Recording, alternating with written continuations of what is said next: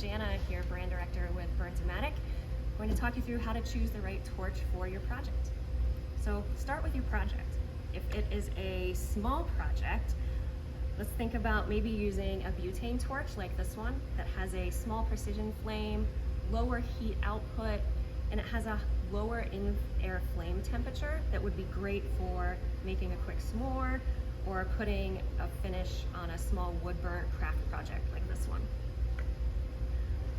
For projects that require a little bit higher heat, like soft soldering, small copper pipe, for larger woodworking projects, or for lighting an outdoor charcoal grill, you might want to use propane. It has a higher in-air temperature, and these torches typically have a higher heat output flame. For tasks that require a lot more heat, let's talk about Pro. It has a higher in-air flame temperature than propane. The torch could have a really small precision flame like this one, or it could have a swirl flame. Really depends on the project and how much heat output you need.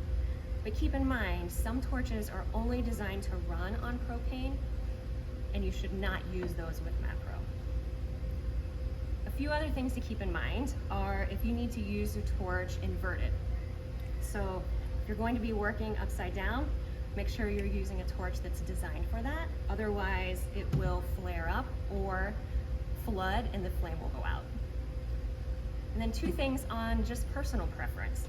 There's several different body types. Do you like to hold the torch by the cylinder, or would you rather hold the torch kind of in your hand? That may help you choose the best one for your project. And keep an eye on ignition. Some torches require a striker or a lighter to start. Others, like this one, have a trigger start.